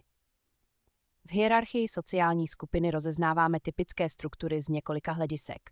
Podle vlivu ve skupině, podle sympatií, podle způsobu prosazování jednotliví členové nemusí být v každém z uvedených žebříčků na stejném místě. Ke každé pozici patří soubor norem, určujících chování pro danou pozici, který nazýváme sociální rolí. Konformita. Změna názoru a chování menšiny pod vlivem setkání s různým názorem či chování většiny. Informační vliv. Přijetí názoru většiny kvůli vyšší důvěře v úsudek ostatních. Názor většiny má vyšší informační hodnotu. Normativní vliv. Přijetí názoru většiny kvůli touze být akceptován druhými. Obava z vyčlenění ze skupiny. 18. otázka. Mentální hygiena práce učitele. Syndrom vyhoření, jeho příčiny, projevy a důsledky. Možnosti prevence syndromu vyhoření. Hygiena. Zdravověda, nauka o zdraví. Mentální hygiena. Je obor, který se zabývá rozvojem a podporou duševního zdraví. Význam mentální hygieny. Prevence somatických a psychických onemocnění. Psychické vyrovnání učitele je důležitým faktorem, má vliv na celou třídu. Z hlediska pracovní výkonnosti, člověk vyrovnaný podává větší a lepší výkony. Dokáže odpočívat a soustředit se. Subjektivní spokojenost člověka. Je vyrovnaný. Duševní zdraví. Je těžké určit hranici. Duševně zdravý je ten, kdo je přiměřeně spokojený sám se sebou. Je nutné adekvátní sebehodnocení, nepřeceňování a podceňování. Touha po sebezdokonalování, duševní rovnováha, synonymum psychického zdraví. Zdraví je stav úplné tělesné, duševní a sociální pohody. Profese učitele. Učitelská profese klade na jedince vysoké nároky, které vedou ke snížení psychické stability. Stresory učitelské profese. Emocionální únava, hodnocení nejen výkonu člověka, ale i jeho chování. Časový stres. Konflikt rolí, sloučení role učitelky s rolí manželky či matky je velice náročné. Vnitřní konflikt mezi emoční a racionální složkou postoje, druh konfliktu při hodnocení a klasifikací žáků, při rozhovorech s rodiči neprospívajících dětí. Svázanost s pracovní problematikou, pracovní problémy zařazuje i o víkendu. Nepravidelná pracovní doba daná rozvrhem hodin. Syndrom vyhoření. Také syndrom vyhasnutí, vyhaslosti, vyprahlosti byl poprvé popsán v roce. Je ztráta profesionálního zájmu nebo osobního zaujetí u příslušníka pomáhající profese nebo vyhoření jako výsledek procesu, v němž lidé velice intenzivně zaujatí určitým úkolem nebo ideou ztrácejí své nadšení. Jde o emoční vyčerpanost, kognitivní vyčerpání a opotřebení a často i celková únava. Nejpodstatnějším znakem je chronický stres, vycházející z pracovní činnosti, který může být doprovázen další zátěží z osobního života, sociálního i fyzikálního okolí a tak dále. Profese je charakteristická vysokými nároky na výkon bez možnosti delší úlevy a závažnými následky v případě omylu. Takové práce bývá spojena s velkou odpovědností a nasazením, někdy s pociťováním poslání profese. Rizikové faktory. Zvýšená pracovní zátěž, nedostatek samostatnosti a uznání, špatný kolektiv, lobbying a bossing, nespravedlnost v ohodnocování pracovníků, konflikt hodnot. Samotné vyhoření je výsledek dlouhého pozvolného procesu, který má následující fáze. První fáze. Nadšení. Začínající pracovník srší elánem, má velká a nerealistická očekávání. Dobrovolně pracuje přesčas, práce ho zcela naplňuje, identifikuje se svou profesí a tak zanedbává volnočasové aktivity. Druhá fáze. Stagnace. Počáteční nadšení uvadá, dotyčný se ve své profesi už trochu zorientoval a zjistil, že má svá a že ne všechny ideály půjdou naplnit. Rovněž se už začíná ohlížet i po jiných, než jen pracovních věcech. Bere v potaz osobní potřeby, koníčky. Třetí fáze. Frustrace. Pracovníka začínají zajímat otázky efektivity a smyslu vlastní práce, protože se opakovaně setkal s nespolupracujícími klienty, technickými a byrokratickými překážkami. Mohou se vyskytnout spory s nadřízenými i počínající emocionální a fyzické potíže. Čtvrtá fáze. Apatie. Stadium apatie přichází po dlouhodobější frustraci, když na frustrující situace nemá dotyčný vliv, ať už domněle nebo objektivně. Mnozí lidé se potýkají s takzvaně HH syndromem, charakterizovaném bezmocností a beznadějí. Pracovník vnímá své povolání jen jako zdroj obživy, dělá pouze to, co musí a odmítá jakékoliv novinky, rozhovory se spolupracovníky i žádosti o práci přes čas. Klienty se často cítí obtěžován. Pátá fáze. Vyhoření. Jako poslední nastává období emocionálního vyčerpání, depersonalizace, pocit ztráty sebe, vnímání sebe jen jako kolečka ve stroji a tak dále, pocitu ztráty smyslu a vůbec všech možných projevů syndromu. Příznaky. Zvláště v poslední fázi se vyskytují tyto příznaky. Únava a pokles výkonu. Deprese a úzkosti. Poruchy paměti a soustředění. Poruchy spánku.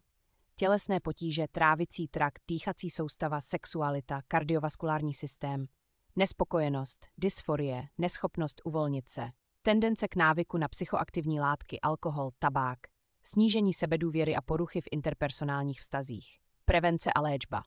Při prevenci vyhoření je důležitý vlastní postoj člověka k práci. Samozřejmě v ní má být pociťován smysl, ale neměla by být jediným cílem, smyslem a zájmem v jeho životě a sociální opora, jejímiž hlavními zdroji jsou rodina, kolegové v práci, přátelé, zájmy a koníčky a celkově trávení volného času. Pomoci může dlouhá dovolená a změna místa nebo profese. Při léčbě vyhoření se také využívají psychologické přístupy, především existenciální psychoterapie. Dále pomůžou zdravé a četné vztahy s druhými lidmi, dobrá organizace práce, umění strávit příjemně svůj volný čas a také napřed schopnost říkat ne.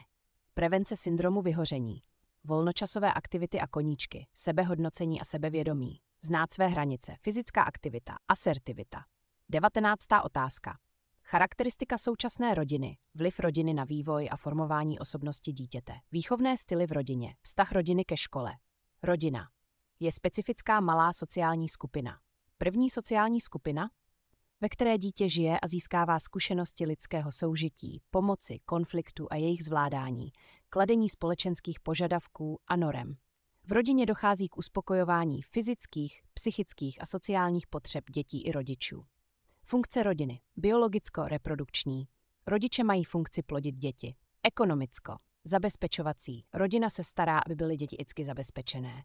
Emocionální. Děti zahrnovat láskou a jistotou. Socializačně výchovná. Vychovávat děti, aby si byly jisté v prostředí, kde se pohybují, připravit je na fungování ve společnosti. Ochranná. Rekreační, zábavní, základní typy rodin. Nukleární. Atomární, manželská, párová, individualistická. Soužití partnerů manželů s dětmi. Rozšířená. Zahrnuje i příbuzenstvo rodičů žijící ve společné domácnosti nebo alespoň v sousedství. Orientační. Rodina primární, do které se člověk narodí. Prokreační.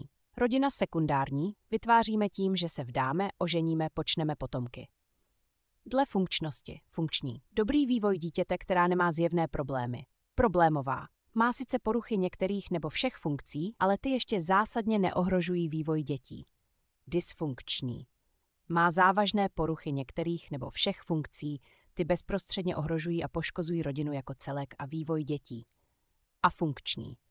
Poruchy tak velkého rázu, že rodina přestává plnit svůj základní úkol a dětem závažně škodí. Takzvaně klinické rodiny. Potřebují zásah profesionálů, lékaři, psychologové, rodina se zanedbávaným nebo týraným dítem, rodina se zneužívaným týraným dospělým, žena senior, rodina s vážně tělesně nemocným členem, rodina s vážně duševně nemocným členem, rodina svobodné matky, rodina s členem závislým na drogách, alkoholu, automatech.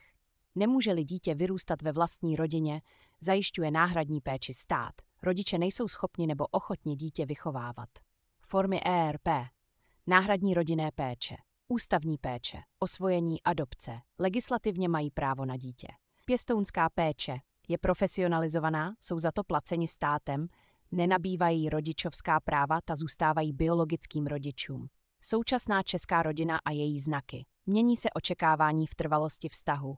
Nízká stabilita, rozvodovost, odklad uzavření manželství do pozdějšího věku, odklad rodičovství na pozdější dobu, intimní vztah a trvalé partnerství bez vazby. Vliv rodiny na vývoj a formování osobnosti dítěte.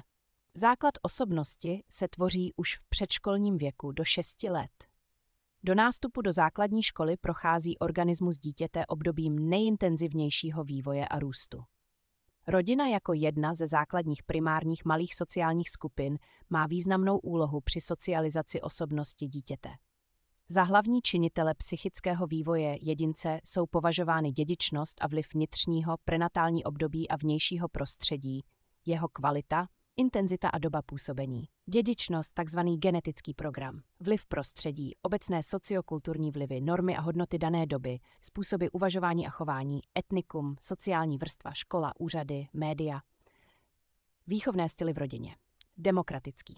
Základem této výchovy jsou předem dohodnutá pravidla a kompromisy. Jde o přijetí zodpovědnosti u všech členů rodiny.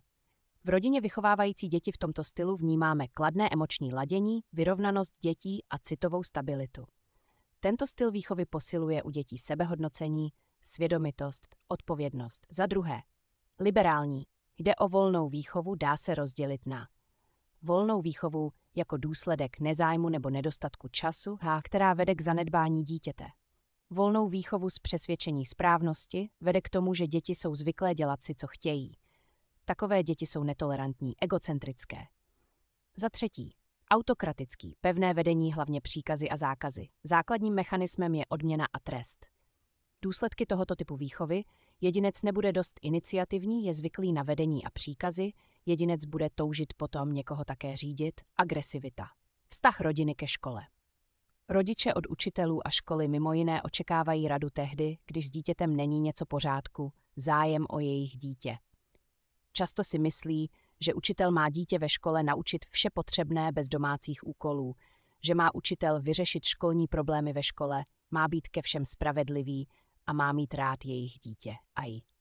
Někteří rodiče by si přáli, aby je škola nezatěžovala.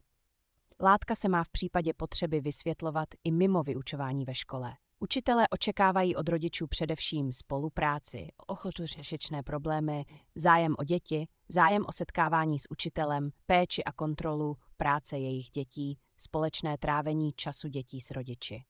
20. otázka. Charakteristika období pubescence a adolescence.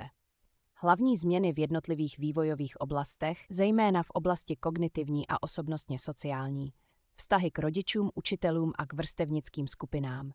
Jde o přechodné období mezi dětstvím a dospělostí. Trvá asi 10 let, 11 až 22 let. Puberta představuje snad nejdynamičtější komplexní proměnu v životě jedince, která nějakým způsobem modifikuje všechny složky osobnosti. Pubescence přibližně 11 až 15 let. Dělí se na prepubert, dívky 11 až 13 let, chlapci 12 až 15 a pubertu. Adolescence přibližně 15 až 22 let. Pubescence. Puberta je především důležitý biologický mezník. Významným projevem je tělesná změna, růst postavy, proměna proporcí, sekundární pohlavní znaky, funkce pohlavních orgánů. Tato změna je sociálním reprezentantem vlastní identity. Souhrn změn vede ke ztrátě starých jistot a potřebě nové stabilizace. Úkolem puberty je změna vlastní identity. Tělesná atraktivita má svou sociální hodnotu. Mění se citové prožívání, bývají labilnější a citlivější. Emoční nevyrovnanost. Reakce jsou nápadnější a zdají se být i méně přiměřené. Projevuje se větší impulzivitou a nedostatkem sebeovládání. Výtkem bývají konflikty a napětí ve vztazích s ostatními. Bývají vztahovační, zranitelnější a mění se sebehodnocení. Dívky. Sekundární pohlavní znaky jsou u dívek nápadnější a jsou dospělými chápány jako signál zásadnější změny. První menstruace. Více trpí pocitem nespokojenosti se svým zevnějškem. Chlapci. První noční poluce, růst a posléze rozvoj svalů. U některých chlapců bývá dospívání pomalejší než u děvčat. Rozvoj identity. Období dospívání označuje Erikson jako fázi hledání a vytváření vlastní identity.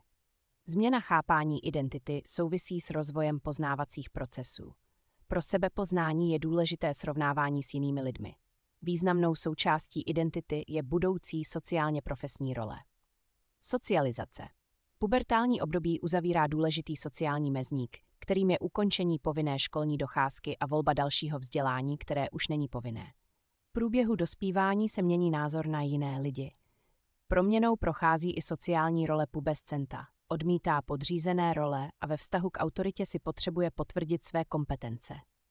Velký význam má role ve vrstevnické skupině. Každá skupina má své specifické znaky dané potřebou odlišení. Škola. Úspěšnost ve škole přestává být cílem a stává se prostředkem. Zvýšená kritičnost ke škole souvisí s celkovým rozvojem pubertálního jedince. V pubertě se mění i vztah k učiteli. Starší žák už odmítá akceptovat pouhou formální autoritu, ale přijímá jen to, co mu imponuje a čeho si váží. Rodina.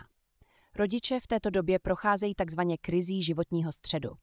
Jde o bilancování dané uvědoměním další omezenosti svých možností. Začíná být zřejmé tělesné stárnutí. Určitou komplikací je, že rodič bilancuje svou identitu v době, kdy ji pubescent hledá a vytváří. Jednou z vývojových potřeb P je odpoutání se od rodiny. Emancipace nevede ke zrušení citové vazby k rodičům, ale k jejich proměně. První fází je deidentifikace. Nechce už být jako rodiče, ale snaží se stát sám sebou.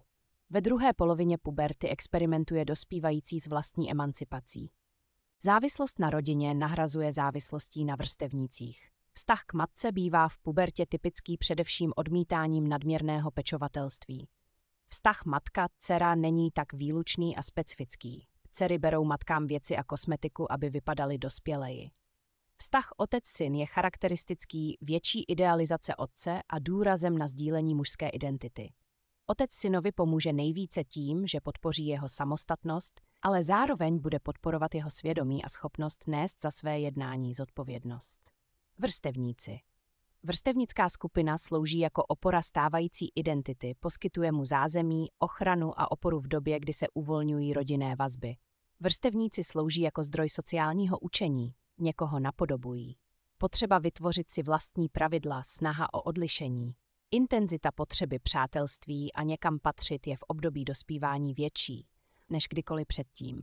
Preferují přítele, který se jim do určité míry podobá. Experimentují se sexuální rolí ve formě prvních lásek. Adolescence, přibližně 15 až 22 let. Biologický mezník. První pohlavní styk. Sociální mezník, ukončení učebního oboru či střední školy a nástup do zaměstnání. Toto období poskytuje jedinci čas a možnost stát se dospělým. Důležitost tělesného vzhledu jako součást identity. Sociální prestiž, napodobování například modelek, sportovců.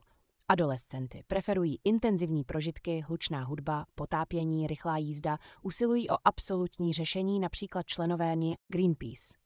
Mají potřebu neodkladného uspokojení zkrátit dobu nezbytnou k dosažení nějakého cíle. Rychlé známosti, gambleři, díleři drog. Rozvoj identity. Pokračuje proces osamostatnění a rozvoje individuální identity. Základem identity je sebepoznání. Hledají smysl života, morální hodnoty, své vlastní, opravdové ideály, stávají se mnohdy členy různých sekt. Socializace. Adolescence je přechodné období, které končí dospělostí, jedinec je čím dál víc akceptován jako dospělý a také se od něho stále více vyžaduje chování, které by dospělosti odpovídalo. Adolescent zaujímá přechodnou roli studenta či učně. Role učně nemá takovou sociální prestiž. Prostřednictvím této role si uvědomuje své budoucí sociální zařazení, schopností a potřebou samostatného výdělku. Další sociální mezník je nástup do zaměstnání. Rodina. Rodiče k adolescentovi definitivně ztrácejí privilegované a nadřazené postavení dospělé autority. Racionálně jsou rodiče schopni uznat, že jejich dítě je téměř dospělé, ale emocionálně se stále cítí být těmi, kteří mají právo o něm rozhodovat a řídit jeho život. Když dítě odejde z domova, mohou rodiče přechodně cítit prázdnotu, syndrom prázdného hnízda. Adolescent si vytváří vlastní představu o budoucím stylu života a své identity. Bývá často dost kritický k hodnotám, názorům, chování a celkovému stylu života svých rodičů. Porovnává je s ideálem, který si vytvořil. Vrstevníci. Vrstevníci pomáhají uspokojovat různé psychické potřeby. Jde o sdílení účasti na některých aktivitách, vzájemné poznání i poskytování emoční opory.